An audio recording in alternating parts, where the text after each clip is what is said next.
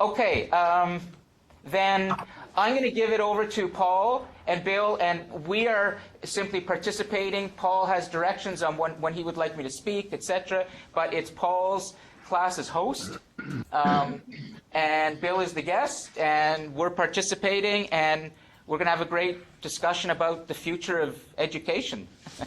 So, Paul, it's all yours. Listen, thank you very much. And I want to start by welcoming my colleagues here, many of whom have been very, very busy grading exams. So I want to thank them for making time available to participate. I also want to thank you and your colleagues in Canada, and also Madhu in India. Obviously, this event couldn't take place if we weren't, if we didn't gather together and people didn't make that commitment. I also want to thank those who are likely to join us live on the World Wide Web. And a particular word of thanks to Bill. Bill has made himself available, and I've come to know that he's been very, very busy over the last couple of days, but he has put tremendous effort and time into this, and I'm really looking forward to personally hearing what he has to say. And just by way of background to Bill, he is the founding dean of the Department of Education, University of Ontario Institute of Technology, very experienced educator, and I'm really looking forward to hearing what he has to say. Lon, I want to also thank you and Sundeep and Simone for the technical expertise in bringing this together. Just a quick note by introduction, my personal enthusiasm for this type of thing comes from my experience with my first year students who have been really enthusiastic about it. So I felt that it's not that I wanted to share it, I felt I had to share it. So thanks everybody again for being here.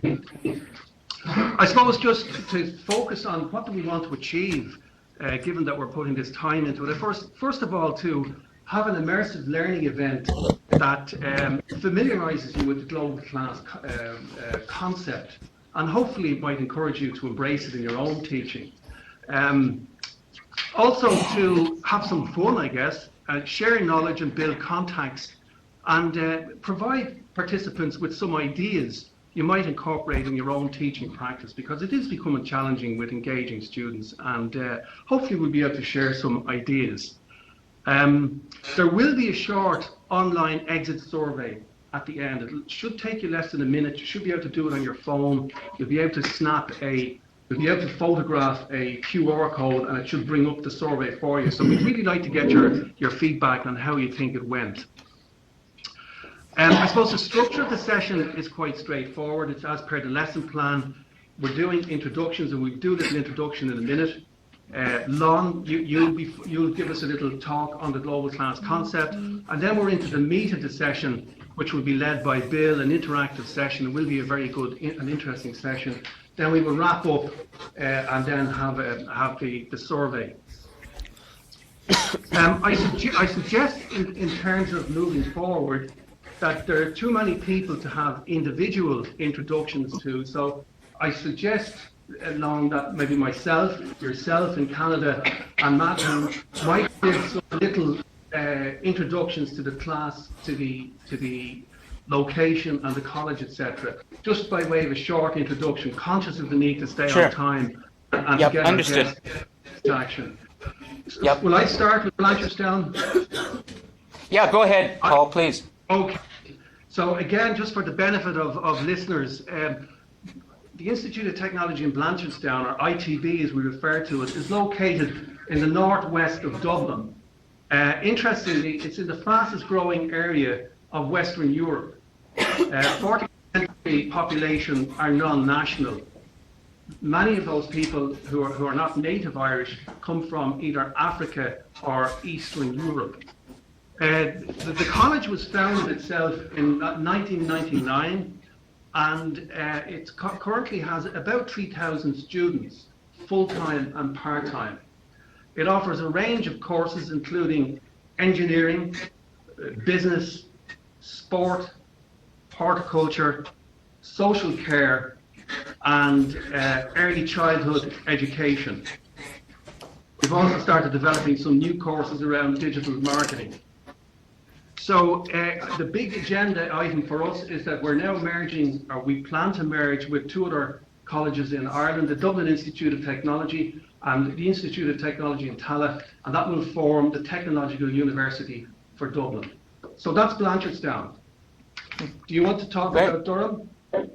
Sure. I just wanted to say one thing. Bill, would you be able to come closer to the camera? Because it's a lot of wall, and from a visual, I'm thinking like a television producer now, which is I'm conscious of what people see on the screen. Yeah. Okay. And Durham College is located in Oshawa, Canada, which is about 50 kilometers east of Toronto. And it's a very rapidly growing region as well. There is a lot of people from different countries who've been moving to this area outside of Toronto.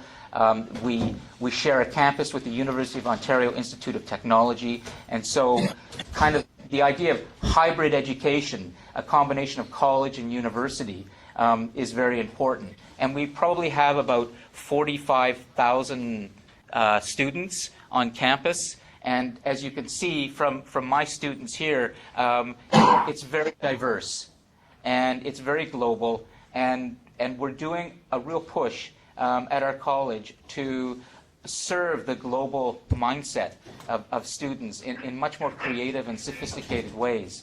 And as a result, we have something like the Global Class, but there's so many other programs here that are really about helping students live in really what is called a global world, global and local at the same time, and developing education for them. So we think of ourselves as progressive, and we're really thrilled to be a part of these continuing classes with other colleagues and people from around the world. Perhaps, I guess, Paul, Bangalore, get some background on Bangalore, Christ University? Yeah. Sure, ma'am. We in Bangalore, as you know, is the IT capital of India. Not the capital, but the IT capital. So we are in the south of India. Christ University is one of the most well-known schools here in South, not only in South India, but all over India. We have 18,000 students, and we have 3 campuses here in Bangalore, several departments, and right now I have with me today faculty from Department of Management, Department of Media Studies, Department of English, and we also have hotel management. All of these faculty are here with me today for this class, and we hope to have a very fruitful discussion on bringing global class into our own classes. Excellent. Thank you, Paul. Thank you. Thank you, Madhu. So, Lon, I think we're bang on time. So I think we're moving into the next step now. This is if you want to take us through the global class concept, sure. and the vision and what you've been doing and that type of thing. Paul, do you want to? Is it possible you can wheel a little bit closer so we can just see you a bit more, because you'll be just if you can. I'm always going to be pushing for close-ups, but it's okay. Don't if you can't. I don't want to exclude Paul Stacey in case he stops tweeting. Well, Paul Stacey is definitely not going to be excluded, because I can see comments from him that we'll take up a little bit later. But anytime, Paul Dervin, please, you can always check in with me, and I can bring some of the tweets to the class if you like. So it's always here, okay, for us. Bill, same, okay. and Madhu as well, if you would like to check. So let me just take about 3 or 4 minutes to explain what the global class is. Well, I have to start only by saying that this is the global class. All the students here. There would be no global class without the students wanting something like this. And I think you're going to see today from their questions, the fact they're listening hard to what's being said, and the contributions, that this is something that young people, in my experience, working with students here, very much want. And that's the idea that we can connect them to other students and experts around the world in a really immersive experience in which technology is used in a sophisticated way. This is not Skype, and this is not Google Hangout. This is a very developed technical format that is live streamed, high definition, and highly interactive. And it's an attempt to bring the techniques of television production as best we can into a classroom so that we can give young people the opportunity everywhere with good technology to have a global conversation about what it means to be living in a global world that is going to continue to be global. We can't stop this. No matter how many countries today politically may want to build walls, I personally believe when we look at the story of human civilization that this is a temporary thing. There are deeper forces going on in human civilization all across the world right now, led by science and technology. And that is that the world is getting closer, it's converging, it's more complex, it's creating great challenges for humanity, and young people understand this. They're living in this world, and they need new types of education, new models of education to understand how to live in this very complex global world when they know that it's only going to continue this way, because that is the force. We are moving closer together. So essentially what we've done at the college is I've worked very closely with the technical team here. There's a lot of support at my college for connecting other countries, bringing global thinkers into this conversation. And I would like to say, perhaps finally, that in terms of the vision of what the global class is, we have right now at my college about 20 professors in a community of practice who are doing their own global classes or developing them. Some of them could have been here today, but I thought it would be better if I had my students here with educators so that we could have a conversation with the students too and have their voice. But there is a whole group of faculty at my college that are doing classes, and we're building towards having a new center for collaborative education at my college, where there will be a very developed space for the global classroom.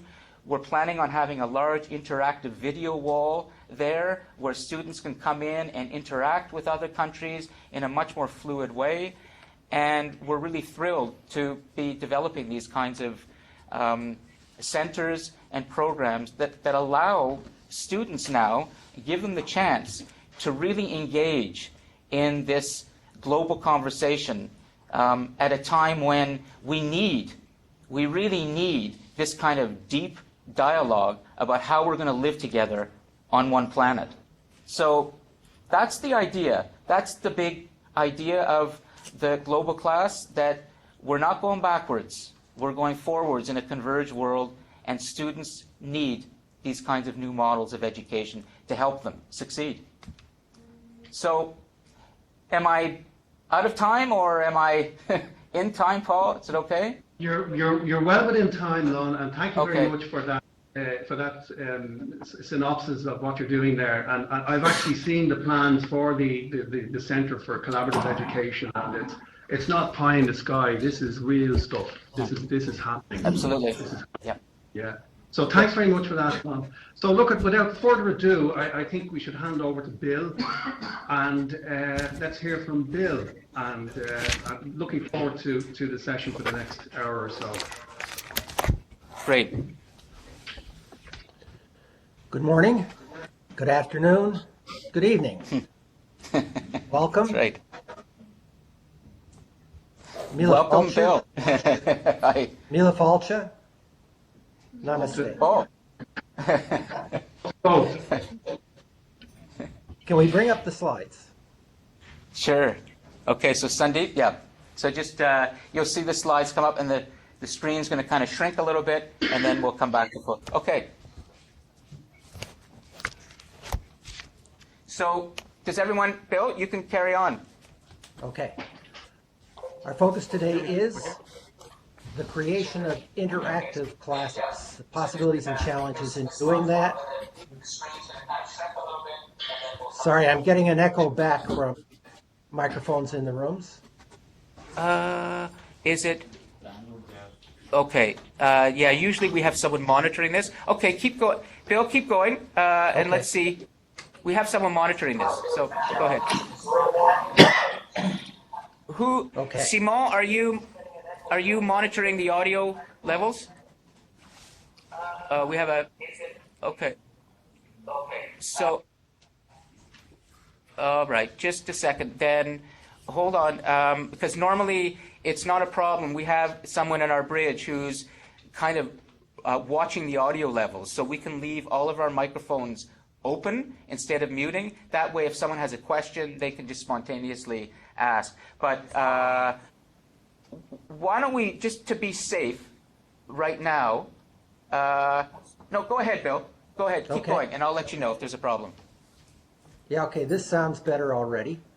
Yeah. As I was saying, we're going to be talking about creating interactive classes, the possibilities and the challenges, and some of that has to do with the challenges of online education. So there's a bit of an irony in this, and maybe reflected in that fuzzy global image that we have there, in that I'm going to be talking at you about interacting with one another. So we will have a little bit of time for some interaction, because part of my message is that that's key to our learning. Next slide.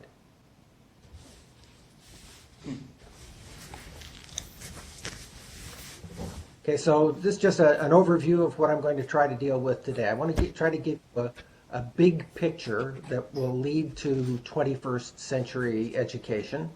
I actually don't like the term 21st century education. Those of you who are sitting in the room right now, in any of the rooms right now, who are instructors, are preparing people their students, if they become teachers, their students or people that they work with will be the leaders of 22nd century. We need to be thinking that far ahead. Wow. We'll talk a little bit about student You're going to do 20 skills. seconds? Sorry, I'm getting the Durham College feed. It should be okay. I would just mention something quickly to a student here about 22nd century education, but I won't. I'm going to stop talking now.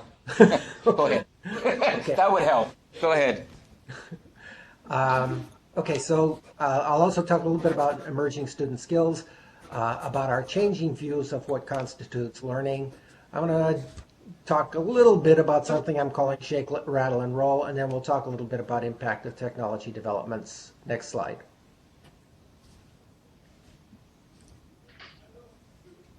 Next.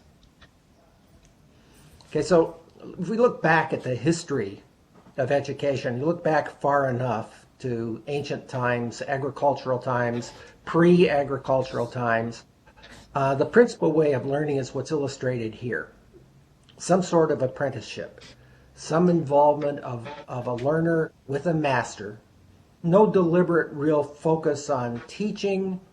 Learning was a result of actually doing the work. Just a sec. Paul, do you have a... Sorry, Bill. Paul, I see Bill. Paul. Oh, hold on. Yeah, sorry to the caution, Bill. The slides are not changing at our end. We're not seeing them changing on the screen. They're changing Okay, 'cause- online. Oh, okay. We're seeing them change here. We're seeing them... It may... Madhu, in Bangalore, are you seeing the slides change?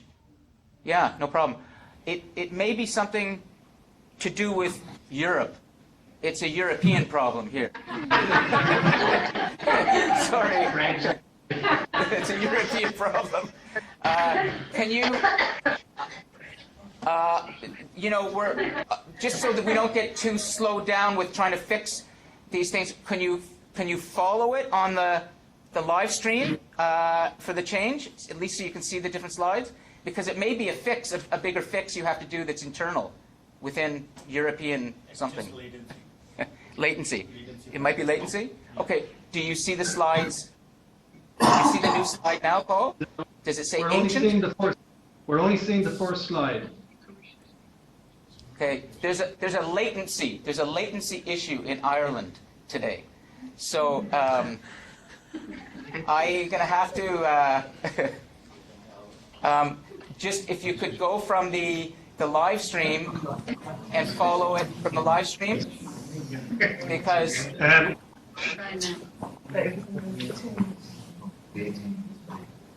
can you do that? just have it on. We can't put it on the screen long. Should we go to our phones? Yeah. Okay, You see it on your phone? just a second. Can you see it? Can you see it on a phone? Or, Yes, or you can can see somebody? it. Okay, then what we can do is, I think that Bill should just continue speaking, and that we'll try to be descriptive about the slide when we need to be, but the critical thing really is what Bill has to say, more than the points on the slide. The points on the slide are essentially going to be repeating, but in point form, the critical things that he says. So is it okay if you just follow along? And, you know, what Bill has to say, more than the points. Is that all right? Yeah, okay, great. So, yeah, these things happen in global classes. Even though we do all the technical planning and as sophisticated as it is, stuff comes up and we just keep going. So, Paul, as long as you can hear Bill and we can see, Bangalore can see, we can continue. Okay? So, Bill, Okay. go ahead. Okay, well, there's another issue. All the technical planning and as sophisticated as it is, stuff comes up and we just keep going. So, Paul, There's another issue now, Lon, in that I'm only seeing half of the slide. I'm seeing the top half of the slide. Okay. There we go. That's better. Yeah. All right. But it's coming in very, very slowly, like one line of pixels at a time. Okay. It may be a bandwidth issue. Are you able to continue? Yeah, sure. Just keep, and then it will come in, and we'll just wait for the slide to come up. But that's the best we can do at this point today. So, Okay. as long as you can keep giving the presentation, and we'll switch the slides. They may be not always fully in sync, but we'll do our best. Okay. Okay. Sure. Go ahead. Yeah, that's all right. Okay, so what I was saying is that the oldest form of I'm getting a really distracting feedback, Lauren. Okay. Okay. It's gone now. It's Yeah. gone. Okay. It's okay. Go ahead. Sure. The oldest form of teaching and learning had to do with apprenticeship, working one learner with one master to develop skills, practical skills in getting things done in the world. As time went on, as agriculture developed, as language began to appear in the form of writing, we moved to a literate focus in schooling education that required a tutorial relationship. So working around frequently printed materials, the master and the student would work together, but this was done only for the really wealthy. Only the really wealthy could afford to hire a tutor or a teacher to work with their children. Next slide.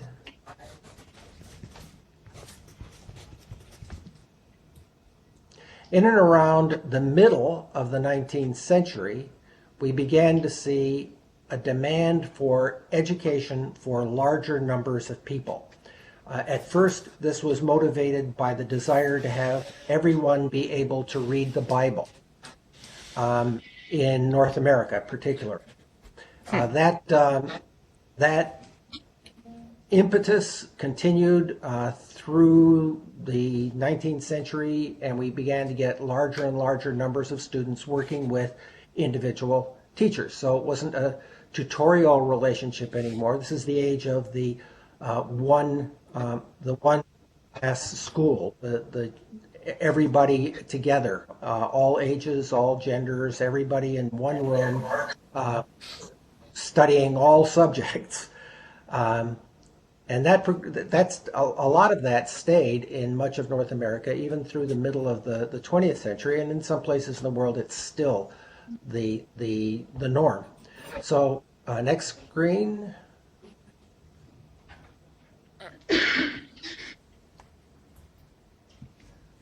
Okay, this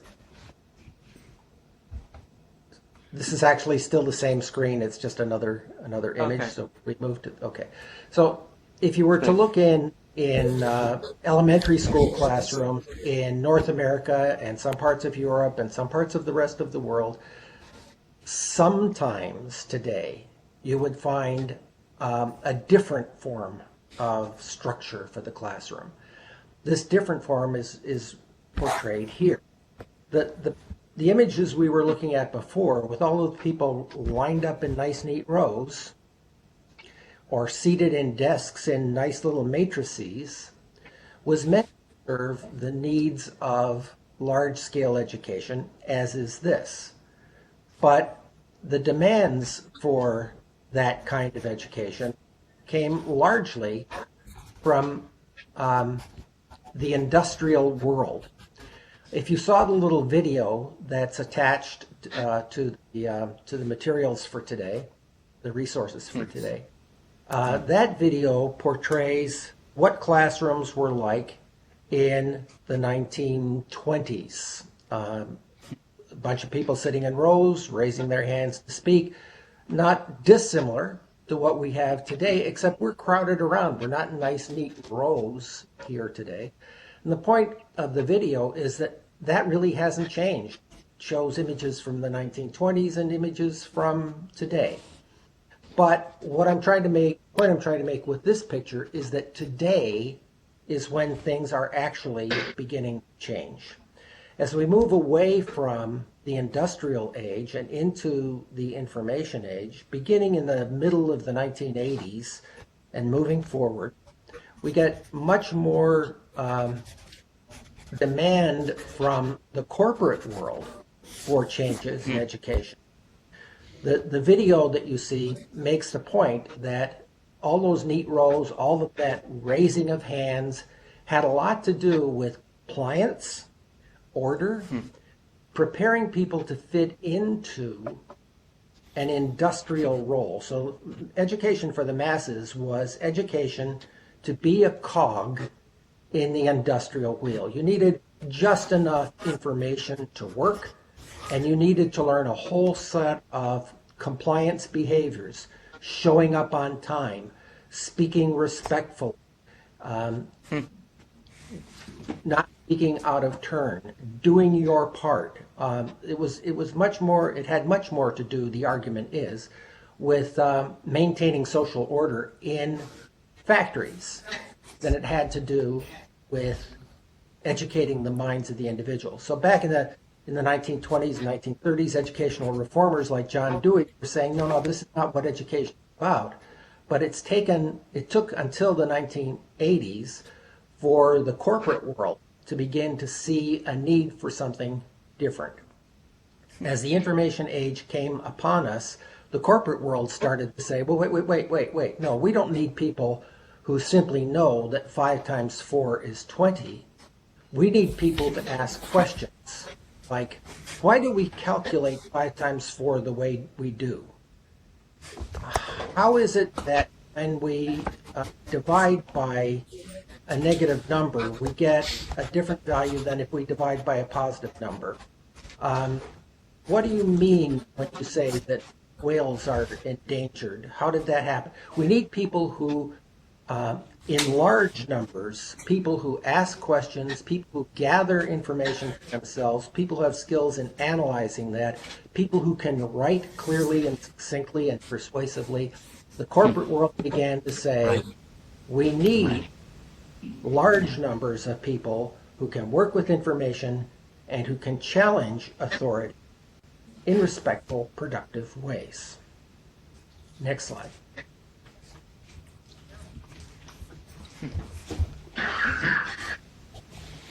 Bill, is it okay, the slides? We're seeing slides nicely.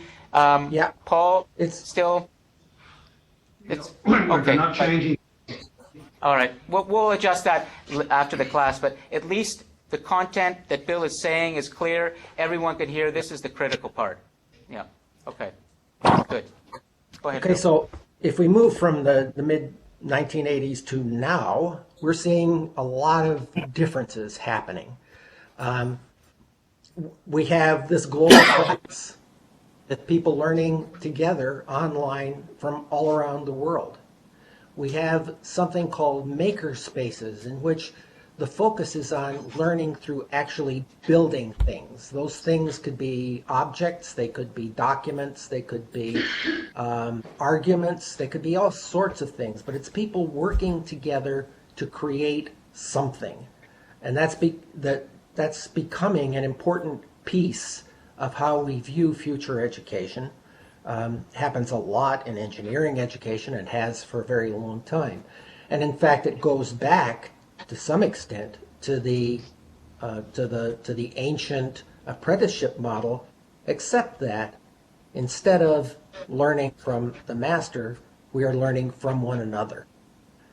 We also have MOOCs which share information at low or no cost with large audiences in online formats. It's not clear exactly how much of a future MOOCs have, but MOOCs do provide some alternative to the structured higher education that we have today. They give more access to more people and have certain promises. And lastly, we have the focus that I'm tending to work toward today, and that is active teaching and learning. Teaching and learning in which you don't just listen. You also get engaged with conversation, and you get engaged with more than just what an instructor may be saying to you. Next slide. I was just going to say, just that if we could write on our flip chart here, we won't. We do this in other global classes. I don't want to interrupt you, Bill, and I just wanted to say, you just don't listen. What a great line that is. You know, education now is about. Oh, there we go. You just don't listen. We have to go further than that. It's a lovely line. You just don't listen. Yeah. Yeah, and we don't listen only because we need to hear from more than one authority. We need to hear from one another and treat each other's views with respect, and to learn from the experiences of our friends, our colleagues, and strangers. So I want to go back a little bit and talk a little bit about how education has changed. I want to start by looking at medical education. In 1910, in the United States, there was a fellow by the name of Flexner, Abraham Flexner. He was hired by the, I've forgotten the name of the institute now, out of Pittsburgh. The Carnegie. Carnegie? Carnegie Mellon. The Carnegie Institute hired him to do a review of medical education in Canada and the United States.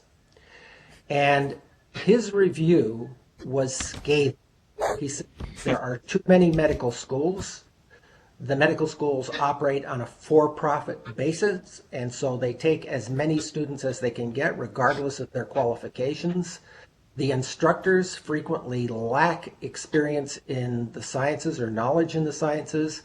The instructors are sometimes hack local doctors who really haven't had good training themselves. All in all, the system is a mess. He pointed to Edinburgh and Paris as places where better things were happening. He said that in those places, students had to have A, good marks in a previous university program to get into medicine, and B, they were also cut down in the numbers that they would admit. They made it harder to get in, and they accepted fewer people. They also the students had to have a background in the sciences. They had to have had instruction in the sciences before they could get into medicine. And when they learned medicine, they learned it at the hands of practicing physicians in teaching hospitals. So this was very, very different from what was going on in North America and Canada. And he said, it's just, we're in a terrible, terrible state, and we need to change these things, all of these things. We need to recognize the importance of science for the education of doctors, and we need to make the whole system more demanding, more selective. There's a line missing at the bottom of that slide.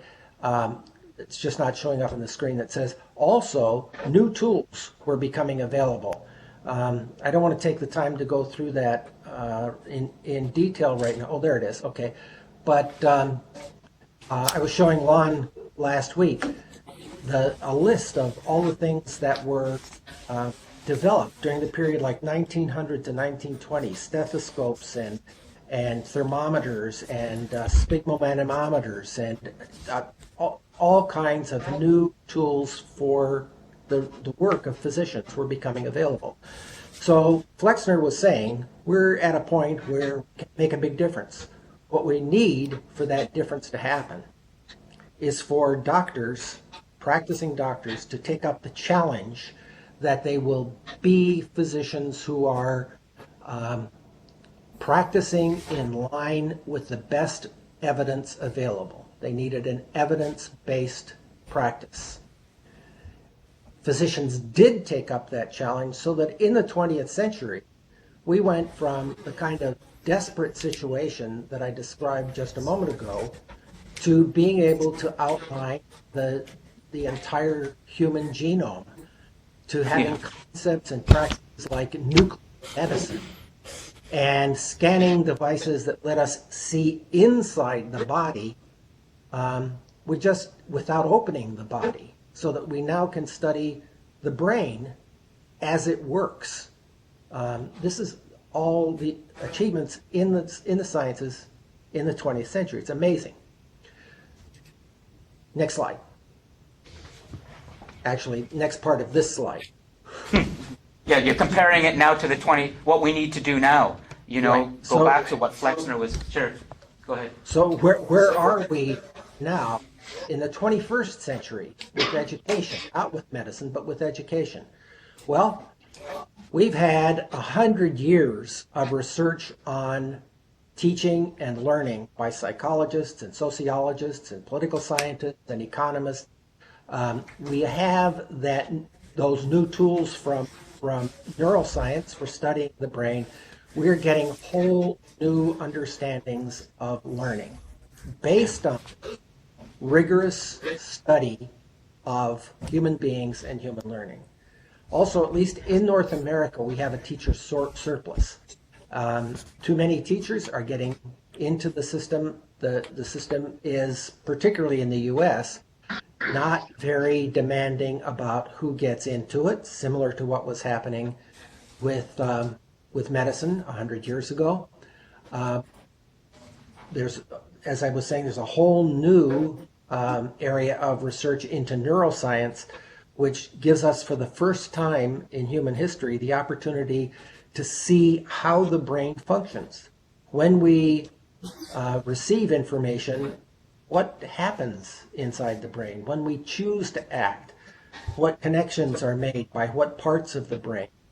And we are also getting a whole range of new tools tied into digital technologies for how we work with one another, as we're doing here with this global class, but also with the vast array of tools that are available from on the internet, from search engines to organizational tools to other ways of tying in with one another, some of which Lon mentioned at the beginning, like the Google Classroom and so on. Next slide.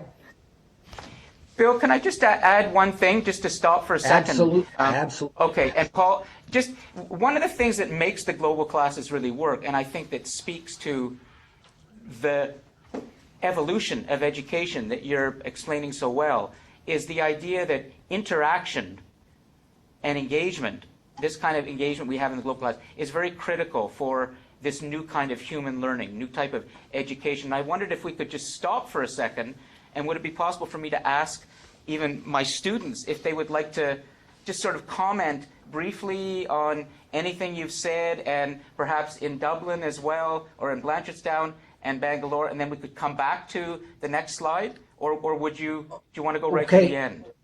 No, I don't want to go right to the end, but if we Okay. if we skip this slide, we'll be doing Yes. exactly what you said, and then we'll come Okay. back. Then Okay. if you're going there already, don't skip it. I know, as long as we can stop, because I want the faculty in Blanchardstown and in Bangalore to recognize that a global class's strength is taking the guest presentation, which is so critical, but then stopping for a minute and making sure that we can get the interaction going, and then this come is back. actually Okay. this is a very good time to do that, Lon. So let's Okay. go to the next slide now, Sandeep. All right. Is it the student skills one, or is it The next- after students? The one after. Activity one. Okay. Okay. Yeah, we've got the. All right. So this is the point at which I want you first Okay, to talk great. among yourselves. I want you to address these 3 questions. Okay. We'll spend about 5 minutes doing that. While you're addressing the questions, those of you who have access to Twitter, tweet some responses to the questions, so that great. when we come back together, we have documents in the form Excellent. of questions and answers. And so, Sandeep, after about a minute or two, take the slide down, and then after 5 minutes, bring the slide back up. Okay?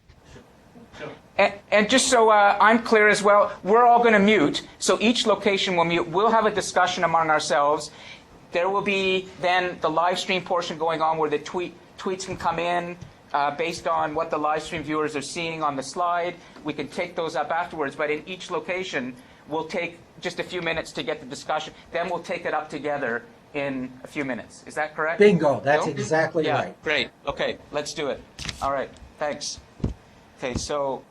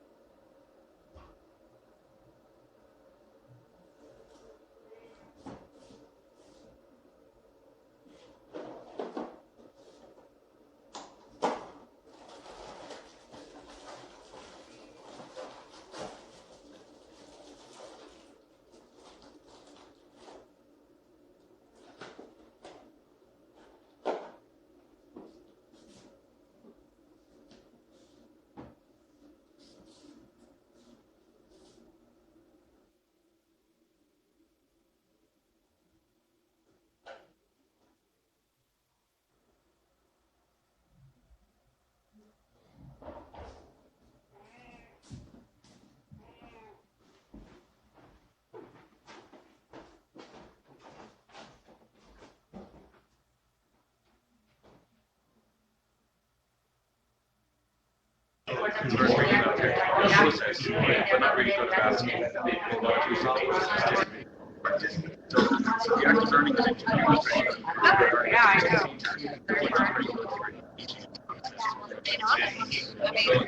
My life clients,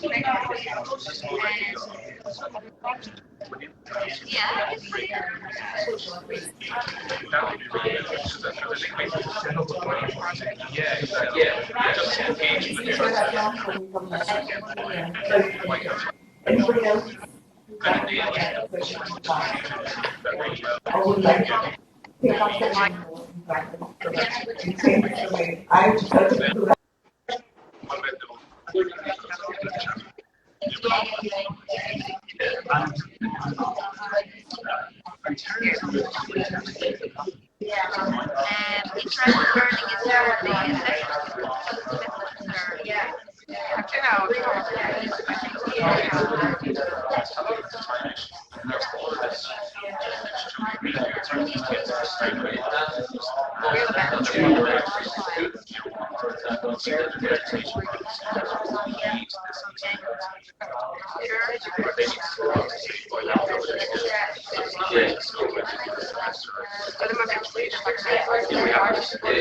But then, I mean, that's what. but if you're not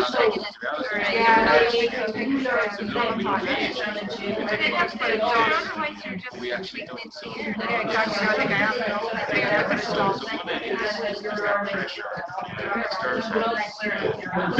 We need to be honest. We need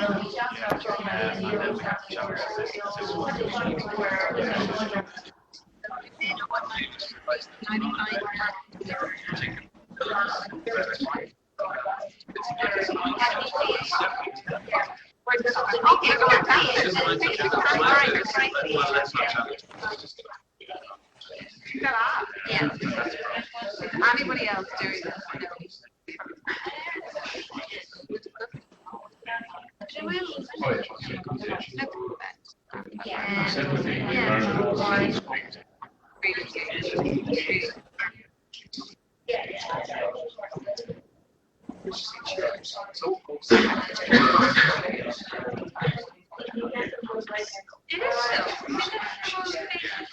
Yeah, I know, that's why I hate you.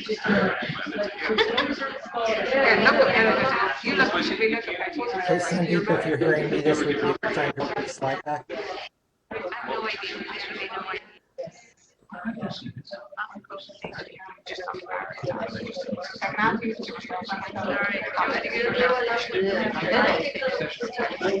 I'm just not going to do it. I can't.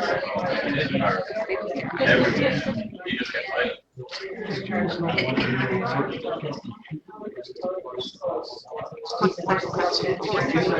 Yeah. Let me.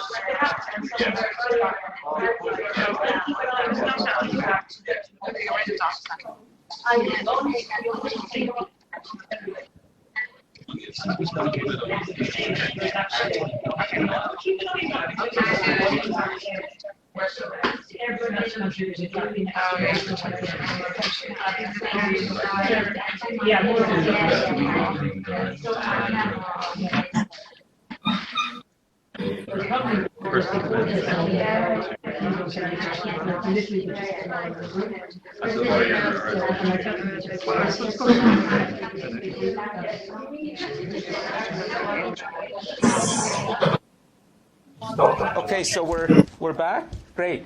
Good, good. We've Well done. begun, and the students will begin commenting, and we can interact. Paul, oh, sorry, yeah. Thank you very much. I'm just turning up our speaker so we can hear. Great. Can you hear me? I'm not sure if the microphone is on or off at Yep. this stage. We're We hear good. you. Can you hear me? Oh, sorry, yeah. So, Paul, Bill, how would you like to proceed at this point? Okay, just before.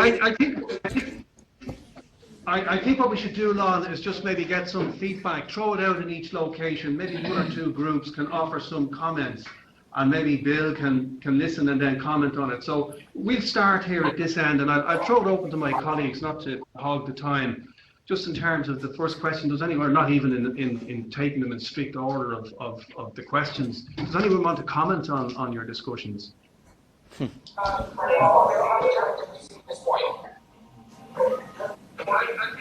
Yes, Marguerite. We were saying here, am I talking to everyone here? Yes, yeah, you did. Yeah. Language lecture, our classes are interactive, but it's the nature of the subject. Yeah. And I was discussing here with a colleague who did horticulture. So obviously we have different experiences because the subjects are so different. So the language classroom has to be by definition an interactive class. And new technology has helped us an awful lot. Yeah. So that nowadays we're doing a lot of listening comprehension, a lot of oral things with our students. We're studying films, etc., etc. So, Did you pick that up, Lon and Bill? Have you heard that? Yes. Yeah, great. Yeah. Thanks, Marguerite. Does anyone else want to comment or say anything? We were just saying It wasn't. It was a little muddled for me. Oh, why don't we go to Bangalore? We can come back. We can come back to Blanchardstown. Paul, let's go to Bangalore, and then we can. Madhu, go ahead. Yes, we had the discussion here, and a couple of our faculty wants to share what they do in their class. I'm going to go to this man in the back here.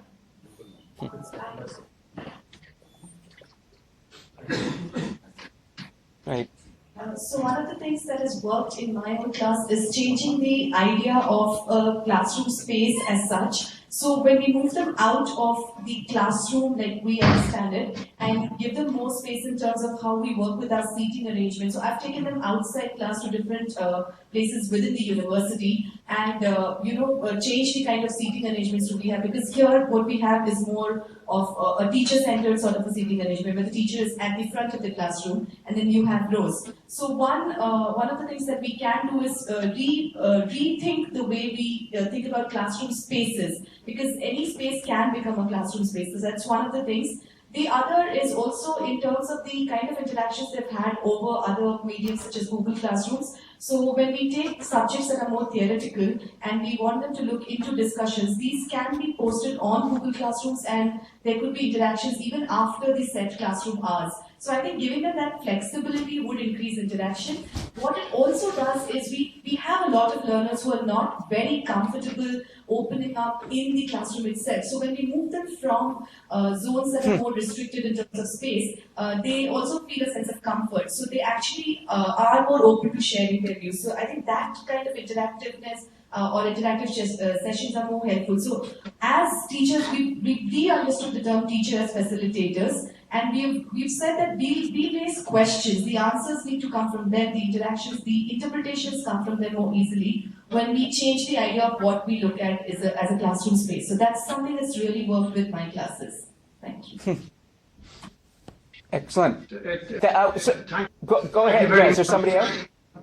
Yep. Yes. Yes, go ahead. So, Yep. I think it. We'll bring the other one. That's great. You've got two mics going. Better work on that. Here. Yeah. Go ahead and try it. Yeah, sorry. So what we do in class is we use the technology and the media. So we use WhatsApp and we create groups in the classroom. And there are some details or pictures sent to students on WhatsApp. And they start reflecting, interpreting those pictures or details, and they start discussions along with the teacher. Excellent. Thanks. It's interesting. It's consistent, but also a little bit different. than what we're doing here. But generally, what we heard from students here is that interaction is needed because it helps us, as one student said, to solve problems more effectively. I thought that was really interesting about solving problems. And also, do you want to make a comment, Christine, just because you're close to the microphone here? Yeah, just go ahead. Christine. Well, this was something I didn't mention, but I love the fact that there's more teachers than there are like in positions, because I'd like to see education move towards back to where it was, where you are doing one-on-one hands-on training, because I think that is more beneficial than sitting in a classroom and being talked to. I think you learn more. You learn more. Can I extend that Sure. just a little bit? Yeah, thanks, Christine. That's good. Yeah, go ahead. I really like that point, Christine. I'd like to take it a little bit further, because what we have here today is, it looks to me like maybe 15 or 20 students in Durham College, and maybe 25 or 30 faculty at Christ University, and more faculty at the Institute of Technology in Blanchardstown, and me, and Lon, and Paul. Oh, we got more. I'm just giving you the shot here, Bill. I think we've got Yeah. maybe 30. Yeah, here Okay. you go. I'm just doing a little. Oh, there's Sandeep. Okay. Okay, but even if there are 30 students in the room, we're kind of beyond one-to-one. We have more instructors than we have students, and I think that's a really rare and wonderful opportunity. When you interrupt me, Lon, or when Paul has something to say to add in, when the instructors in Bangalore have something to say, it's a rare occasion for students to see faculty engaged with one another, modeling academic behavior. So that's something we get out of the global class that we rarely get in live education. Isn't it also? Oh yeah, go ahead, Paul. Yeah, I suppose just to comment, I suppose that we've established the importance of interaction. I'm getting some feedback. Whenever they try to connect.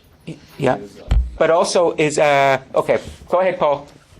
Yeah. So I suppose we've established the sort of the cogent case for interaction, and Christine has pointed out there the sort of the model. I suppose the points I would like to make are sort of based on the question that Bill had posed. Well, what sort of things prevent us from doing it, or what are the impediments? And myself and Paul Stacey just had a quick discussion around that piece, and the sort of things that the physical setup, the spaces that we have available to us probably need to be redesigned.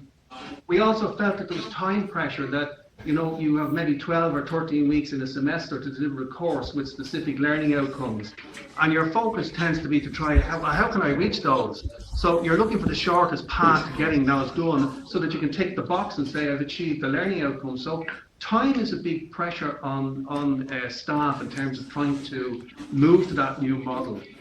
And I suppose the other thing is the mindset. Do we as educators have the correct mindset? Are we prepared to challenge the status quo and say, look, I'm not going to do that this way. I'm going to use Bill's expression, I'm actually going to be a bit disruptive. And if I don't achieve all of the learning outcomes, well, at least I've attempted to do something in a different way. Yeah, could I interject there, Paul? Yeah, sure, Bill. I think it's really interesting that you brought learning outcomes into the discussion. Learning outcomes is becoming kind of an important concept internationally. Sorry, I'm getting feedback. So whenever Bangalore is trying So- to connect. Okay. It's whenever Bangalore is reconnecting, there's that Yeah. issue. It's a hiccup, but we're on it. Okay, go ahead, Bill. Okay. Thanks. So learning outcomes is becoming an important issue internationally. It's a particularly important issue for governments that oversee the universities and colleges. But when you point out that we have this curriculum that we have to get rush to cover all, then I think what we're really talking about there is not learning outcomes as much as teaching outcomes. Did I do all the stuff as a teacher? Did I do all the stuff I'm supposed to do? Rather than, did the students learn the things they need to learn? As long as I've gone through and covered everything, I think I'm satisfied and I'm done. It's not a question, did all the students get everything they were supposed to get? So there's some danger with learning outcomes that we focus not on the learning, but on the teaching. Well, in a way, you're saying that the classroom is often too teacher-focused or professor-focused, but this kind of interaction makes it more student-focused, and it also connects to, is it Praveen in Bangalore sent a good tweet. Praveen, are you there in Bangalore? Yeah, great, thanks. You say that students are more expressive and want to be heard, and thumbs up to interaction. Well, on that note, I would like to ask, again, students here, in terms of what they would like to add to the conversation around perhaps the benefits of interaction, or what you would like to see a classroom do that is going to help you to be prepared better for a global world. Do you want to, Christine? Okay, go ahead, Christine. I would like to see an assessment done by teachers to their students prior to starting their curriculum to see what objectives they actually have before going into the classroom, so that the teacher can spend more of their time focusing on the things and the concepts that they haven't been able to reach. Sure.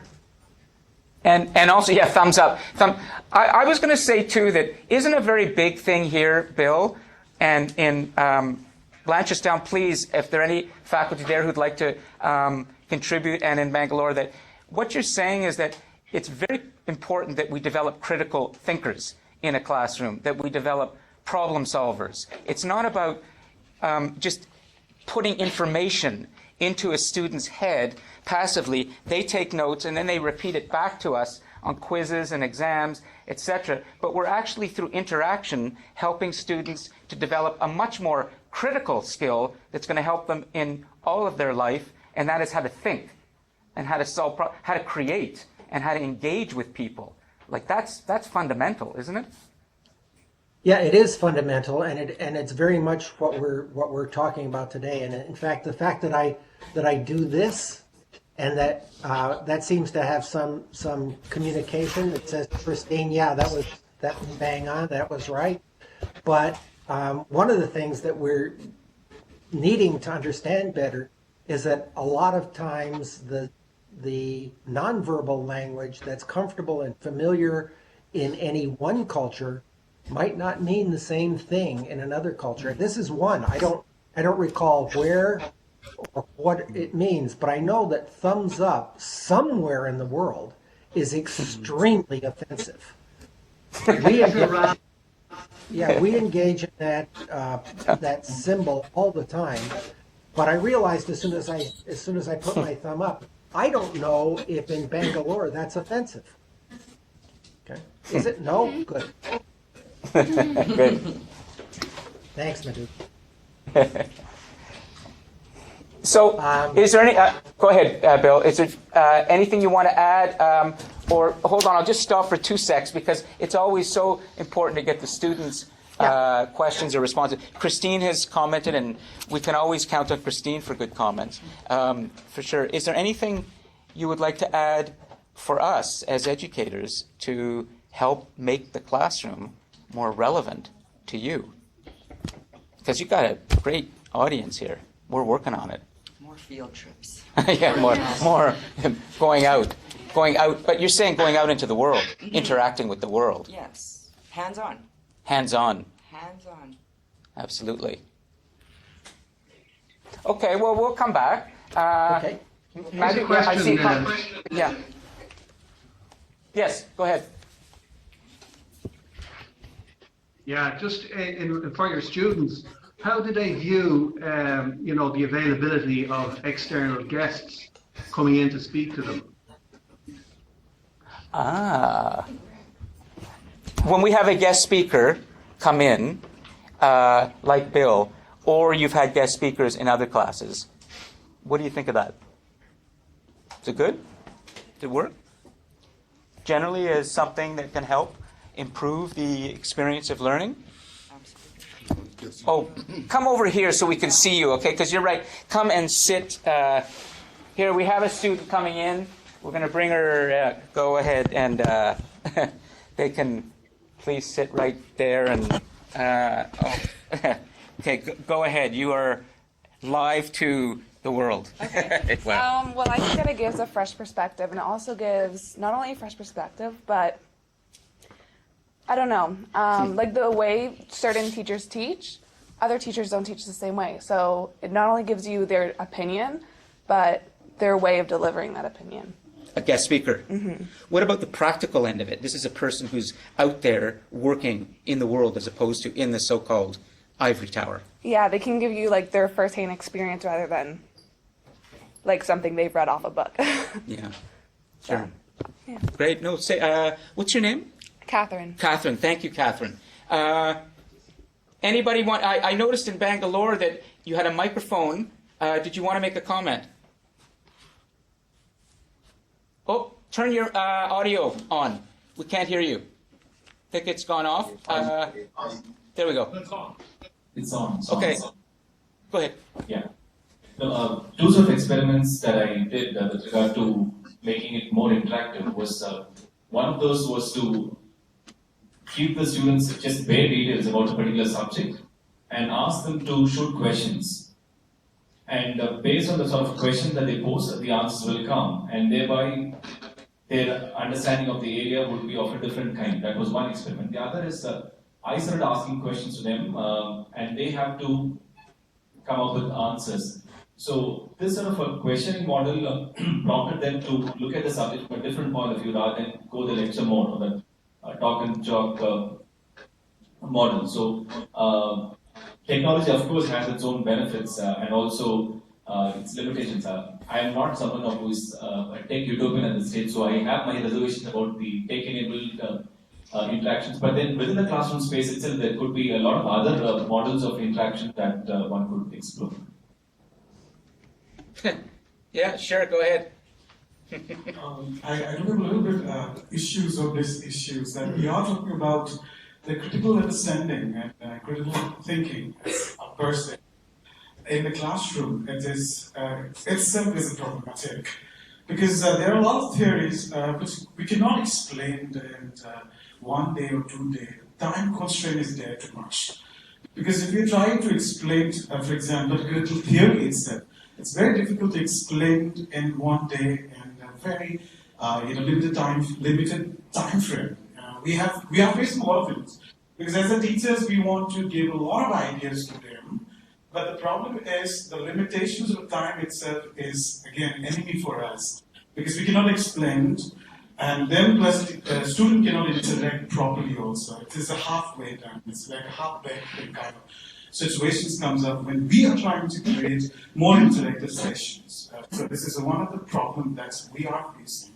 So the course curriculum, if you look at it across the world itself, also trying to complete it within a time frame itself, it's creating a lot of issues in critical thinking and the interactive sessions in the classes. This is one of the problems that we are facing. But can I just say, to add to that can't you then, if you have a time constraint in dealing with these things, then shouldn't we be using a website, for example, as a component to the class so that the class can continue after the interaction? It can continue on a website through blogging or comments or even other discussions so that we can handle these complex things in a way that allows for the time to be dedicated to them. For example, on the global class, we have a website, and that's where we can always continue to ensure that the classroom remains a kind of 24/7 experience. Education is now, there are no more walls on this classroom here. It extends online, it extends into the students' lives so that there's never a sense that hopefully a student is walking into a classroom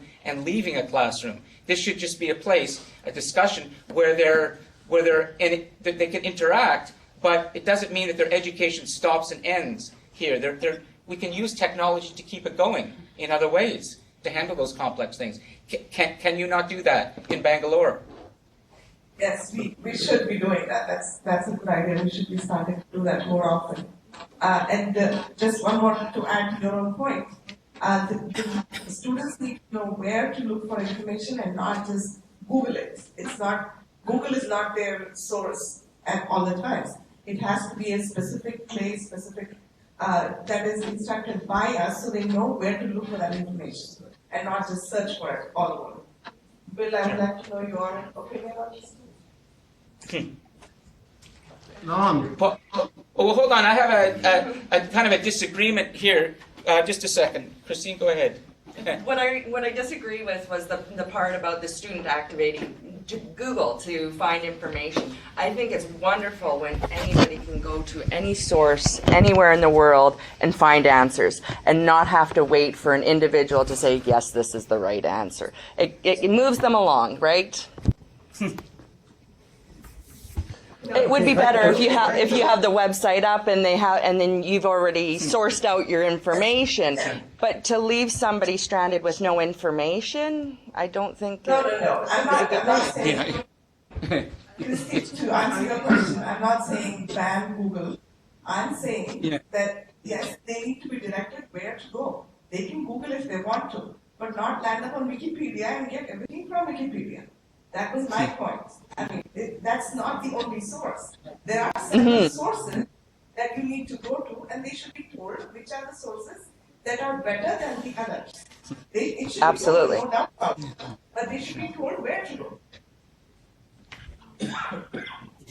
I see someone, their hand up at the back. Is it okay, Paul, to keep going with Bangalore? You okay? Yeah, go ahead. This is always great when we have some interaction going around the critical themes. Yes. I think what I would like to add to what Madhuman was saying is when we look at critical thinking, the way I look at it as a teacher is basically to equip them with skills to ask questions and then find sources of information. So we are basically telling them that we're moving towards a move towards learner autonomy, where we say that, look, we'll be giving you skills where you need to ask questions, where you need to go find different sources of information. You need to identify what information is what kind of information you need and what's not relevant. I think those are the skills that we should be looking at developing in our classes, because any other information is available anywhere. So I don't need to really go and teach it in the class at that point. What needs to happen is for us to know that our students should be able to look for the kind of information that they really want. And that source could be anything. It could be Google, it could be Wikipedia, but they should be able to know what is it that they really require for a task that they need to complete. I think that those are the kind of skills that we should be developing with our students. And therefore, critical thinking becomes important because it tells them to question. It tells them that you don't have to passively accept everything that a teacher is saying in the class. You can question. And I think that's more important for us as educators to understand. No, this raises an issue. Yeah, it raises an issue in my. Yeah, sure. Go ahead. It's really interesting to hear the dialogue. Do you want to? Who's your sound or whose sound is poor right now? Hearing it back. We're hearing an echo back. Okay. We're okay. Bill, are you okay? Bangalore, are you okay in terms of audio? Thumb up or down or sideways? I don't know where to put a thumb now, but anyways, okay, Bill. Okay. Thumb diagonal. I think it may be sorted. I think it's okay now. I just to sort of throw something into the mix in terms of getting the right behaviours from students, because we're talking about maybe, asking them to investigate questions and to do things and to develop the right behaviours. And for me, one of the ways of doing this is to be able to reward students. So I think key to getting students to do the right things and to learn in the way we want them to learn is around the assessment and, how we develop challenging assessments for them that promote those behaviors that we want, those problem-solving behaviors and those teamworking behaviors, and to make sure that the students are comfortable, that they can address, I suppose, and challenging them a little bit and stretching them a little bit by giving them assessments that are not sort of too easy. Is that a Sure. thing that might be shared? Students might comment on that, on assessments, the role of assessment. Do you want to make a comment? Yeah, go ahead. It's not Jessica, right? Camille. Okay, I have two sisters here, and I get their names mixed up. So Jessica and Camille. Camille, go ahead. It's great. I don't like assessments. I'm going to be very personal right now. I am disabled. I could not do any of the main testings that any of the Canadian things that we have to do, like EQAO. I don't think I'm now in college. I have a job. I don't think I am losing any benefit from not doing EQAO or stuff like that. I don't see any benefit. I actually see it as a massive stressor for kids. I don't see any benefit from it. What's EQ? Could you just EQ? EQAO. EQAO. It's an acronym, and I'm EQAO. It's a kind of a. It's okay. It's a. It's an Education assessment. Quality Assessment of Ontario. Oh right. Okay, I should know that. Massive Jeez. provincial. Sorry about that. I misspoke. Okay, so. So I really don't see a point to them. Okay. Well, it's Bill. an interesting concept. I suppose if our job, I suppose I can understand where you're coming from, and I certainly can agree with you that, having gone through it myself, assessments can be very, very stressful for all of us.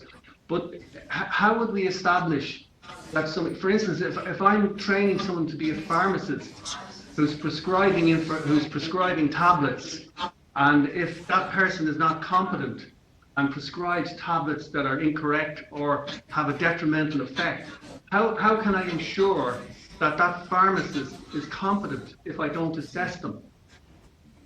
I think she means standardized testing. Standardized testing, is that? I come closer just so the camera, we can see. Just thanks. Yeah, come over here, okay? And we'll so hold your thoughts, okay? Yes. Just before we go any further, just a time check.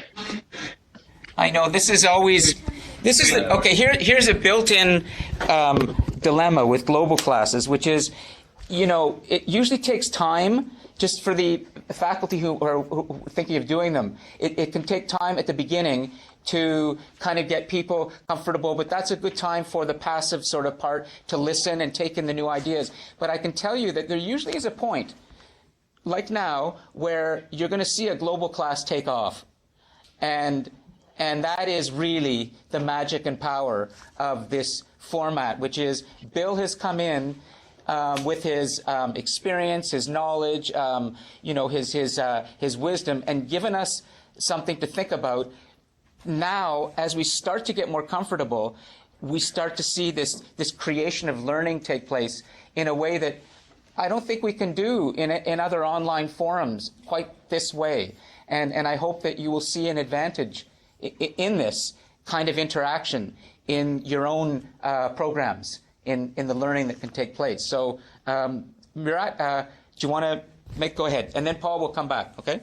The thing right now is that the assessment system that we have is about 2,000 years old, dates all the way back to Pluto, Socrates. Plato, Socrates. Pluto's another dwarf planet. But the thing is, what I think is the better assessment method would be assignments, projects, actually giving giving a student a way to express themselves while they're learning, which is actually coming from an engineering background myself. We have about 12 classes a year in UIT, and only about one class a semester does completely project-based, where we actually learn a lot more than the other 10 classes Right. that we have in the same year. And for pharmaceuticals, I'm pretty sure this can be assessed and manipulated to actually be like, so here's the patient, he has acid reflux, this, that, what would you prescribe to them? Which would make the students more active. Discussions is actually a very effective way of learning and expanding your knowledge. And in terms of research, if someone is going to come into an argument, they do want to have a strong point, so they're going to do a lot more research than what you can get by cramming in 1 week an entire semester's learning schedule. But I take it that you're final interacting in that situation. You're Yes. interacting because Richard, you mentioned something about doing a group assignment, and the group, and you found that the group assignment, interacting in the group assignment, was more effective as a learning method. It's hit or miss, depending on Hit or miss. Depends on the group. Okay. It does. But yeah, it depends. But the interaction part. Is always more better. Yeah, the interaction. Anyways. Sorry, I just wanted to. Paul, do you want to add to that at all in terms of the points there? Yeah, no, I can identify it, and I took particular note of the comment that giving students ways to express themselves while doing assessments. I think that's a sort of a key point in there. And I think, some of my colleagues will be able to speak to this point, but we have an open day here where we're introducing new students, potential students to the college. And we actually get the students to do that, our marketing students, as part of their assessment. And it really brings out the buzz that's in the place and the creative juices get going. So I can certainly identify with that. And maybe that's what we need is more. But I think the point is still valid that getting the right assessment really drives really great behaviours and great learning. I know the word assessment, none of us likes it, it's sort of checking up to see if we know something, but I think it's really key getting those correct. What has stuck in my mind in terms of my practice is that the assessment tail wags the learning dog. Say that again. The assessment tail is wagging the wags the learning dog. Yes. If you reward students, they will do things. They will learn in the way you want them. But so you've got to create the environment, the assessment environment, and reward them for doing the things that you want them to do. Is there, Camille? Yeah, go ahead. But why do you want them to do what you want? Why can't they do what they want? How they learn, not what you want, but how they are. Great question. Camille. Paul, go for it. Yeah. Bill, you want to answer that? Good. Can I say? Whoever. Can I say, Camille? First of all, that's a very difficult question. You got to answer it. That's why they asked the different. Okay, so here's my answer. This is what I do personally. I have a view on what I would like the students to do in terms of the assessments that I might set them, but I always like to consult them. So I say, this is the assessment, this is the way it's designed in the course, but I'm open to, we can change it. So I have a sort of a negotiation with them, and we agree what the final shape of the assessment will be. Does that answer Is that the question? okay? Yeah. But wait a minute, Bill. But Bill, isn't that pedagogically, from a historical perspective, for a professor or a teacher or an instructor or whoever to walk into a classroom and say, "I'm going to consult the student around the assessment"? Isn't that, something that was not allowed in the history of education? We're supposed to be the know-it-all and have all the answers and not be consulting students, right? Yeah, I think you're absolutely right, Lon, in an historical sense. But I'm really happy that Camille asked her question, because it saved me from having to challenge Paul on precisely that point. Sure. And I love Paul's answer. I think Paul's answer was great. And I think it is incumbent upon instructors now to take into consideration what it is that students need in assessment as well. And the source of that, the answer to that has to come from the students. Camille knows what she needs. I don't. So we need to work together to define assessments that provide the information the student needs to go forward. But the place where I would take issue with what Paul was saying, is more to do with providing a reward. That also is historically an important part of what we do in teaching and learning. But I think what we have to be working toward is moving people from dependence on others' rewards to their own intrinsic satisfaction in knowing and learning. And I've certainly seen that in all of the speakers from your class today at Durham. They all seem to have a good sense of what they need and how they are developing, and what they're not doing this because you're giving them marks. They're doing this out of curiosity. They're doing this because they think somehow or another it's serving their development. I want to believe that in my heart. I'm sure that's the case.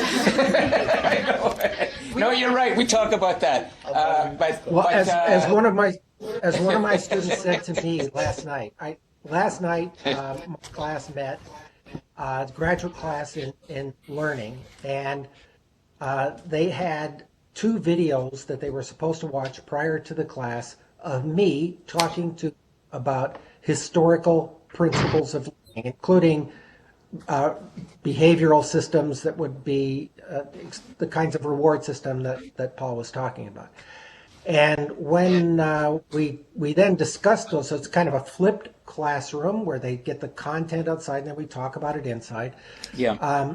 One of the students said to me, well, look, forgive me, Bill, no offense to you, but if all I need is the information that was in those videos, I can find it myself online in a way that makes sense to me.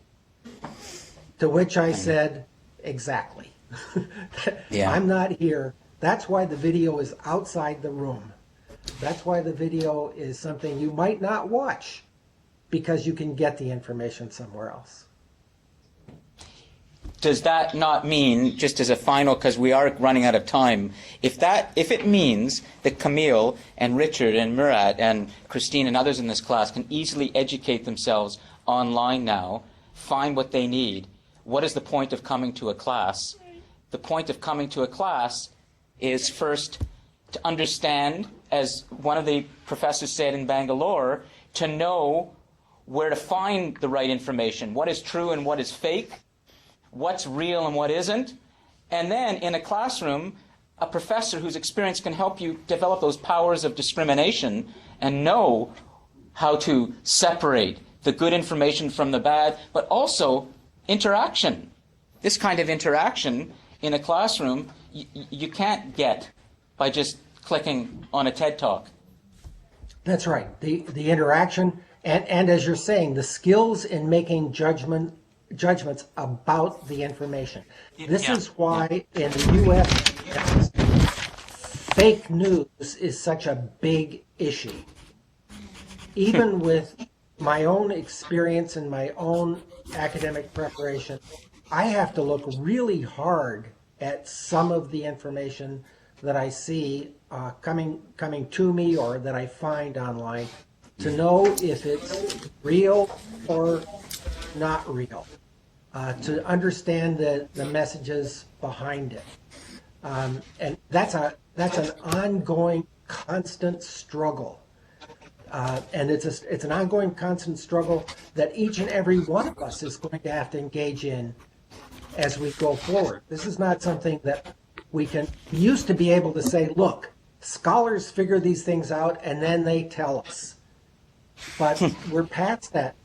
The information gets to us too quickly. Every person sitting in that room in Durham has to be able to look at information and make judgments about the quality of that information.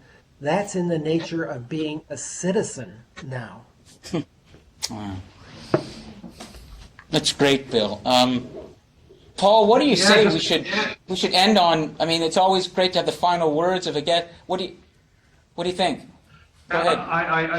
I think the Bill has challenged us there with some profound thoughts, but again, conscious of the time and my colleagues' commitments and grading and that, I'd suggest maybe if we can put Bill on the spot and say to give us his thoughts on what he's got from this himself and what he thinks maybe the key points are. You know, what we need as educators, what we need to be focusing on. Just, you know, what are the 3 things that we need to focus on leaving the room? Okay. And then if we can just, from Bill's finished, if we can get the survey up, I would really like to get the participants to complete the survey. Great. Just a quick one. We'll show you in a moment. You can click on. So, Bill, what are the 3 critical things? While I'm doing that, let me ask Sandeep to bring up the slides and go to the last couple of slides on my presentation. Okay. And so to address the question, what are the key points? First and foremost, we have seen in action today. There are probably another 5-6 slides that I haven't addressed. I haven't addressed them because they have been better addressed by the dialogue that we've been having. Okay, you're seeing those slides go by now. Sure. This dialogue is rich because it goes across locations. Keep going. Technology. Well, I'm getting so much feedback; it's hard for me to continue. Okay, they're back. Bangalore's back, so now it should be fine. Okay. Yeah. Good. Now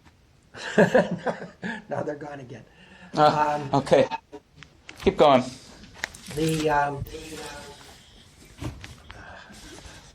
You're getting a lot of... Yeah. I hear myself. You know what I'm going to suggest? I'm going to suggest, just because for the sake of time and okay, try it once more, and then if this doesn't work, I have a suggestion that can solve the problem. Okay? Yeah, okay. Here's what I suggest. Paul, if this is okay, because we have the flexibility to do this. Would it be possible, Bill, if you could summarize in very short statements the 3 critical things and post this on the webpage for this class, and then my students can review that, and so can all the other participants, and then we can comment on that. Try. Let's see. Try to speak, and then go ahead. Let's see. Okay, first of all, yes, I can do that if that's what we need to do. Okay. Secondly, then, the 3 key points are, we need to be focused on what we learn from one another and how we learn from one another. Second is that we need to be thinking deliberately and carefully about how we develop in students' future the skills of analysis and synthesis and organization that will enable them to evaluate information critically in every field. And lastly, we need to be pushing ourselves, particularly instructors, to make effective use of new technologies as those new technologies become available to us. And we won't have good research to support that. That's a real problem, because by the time the research appears, another technology has emerged. So and that's why this is a good one to focus on right now. When we think about technology, it's a matter of putting the cart before the horse, and we really kind of have to do that. Otherwise, the technology will come and go, and we will not have learned from it to improve what we're doing. So those are the 3 Great. major points. Thank you. Thank you very much. Lon, if I could just ask somebody to put up Yes. the last slide. Okay, and could you bring your phones out? Does everyone have their phone? You will be able to point your phone at the thing, and it will take you to a quick survey. Let's see now. Okay, we have, as you can see, the phones are out. I'll check. I just want to make sure. Point it, and you'll get. Oh, good. Just a second. Is it happening? And you have to go. You just scan the QR code.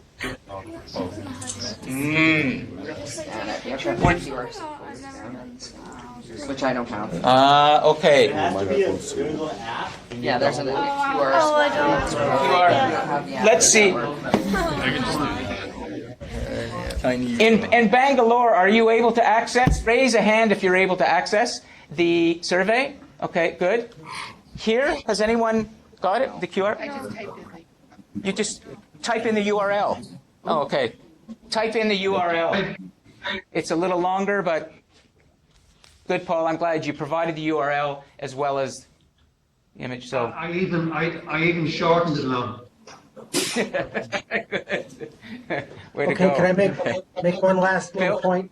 Yes, please. On the presentation, the two screens preceding this one, we don't need to show them right now, have information, resources for further investigation if anybody wants to look at them, including a map that ties together all kinds of information about learning with all kinds of web links attached to it. So I'm hoping that you will make the PowerPoint available to all of the participants so they can follow that up themselves. You know what we can do on the web page? We can get creative about this, and possibly I can take screenshots of your slides and then insert them onto the web page so that when you come to the web page for the class, there it is, the information. You don't have to go to a PowerPoint and search. Okay? Okay. Creative use of technology. We'll do Lon, that. just we didn't see the slide here, so what we're going to do is I can circulate the link anyway, and perhaps you can send it around to people. And also, I think Bill's link, if we circulate that to all participants, everybody will have access to the material. Can I just, I'll bring things to a close if that's okay, Lon. Yes, of course. Again, just to thank all the participants, yourself, Lon, and Sunday, and Simeon, and your students. Bill, thanks very much for the time and effort you've put into this. It's been really thought-provoking. Larry sent his apologies, by the way. He called away to a meeting at the last minute, so he couldn't be here with us. He was due to be here with us. And for my own colleagues who, in the middle of being very, very busy, who have devoted this time to helping us and developing their own practice. So thanks very much. And to Matt and Matley in India, I don't know if India are online, but if you can hear us, thank you very much. I found it very good. And thank you very much. Yeah, thank you all, and yeah, Bill, and particularly Bill for the presentation and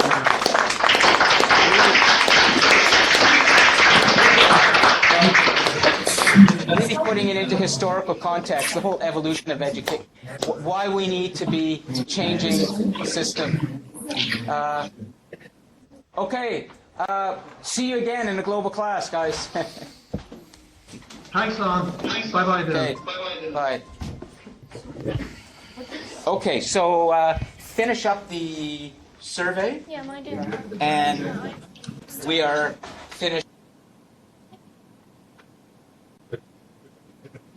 Go back.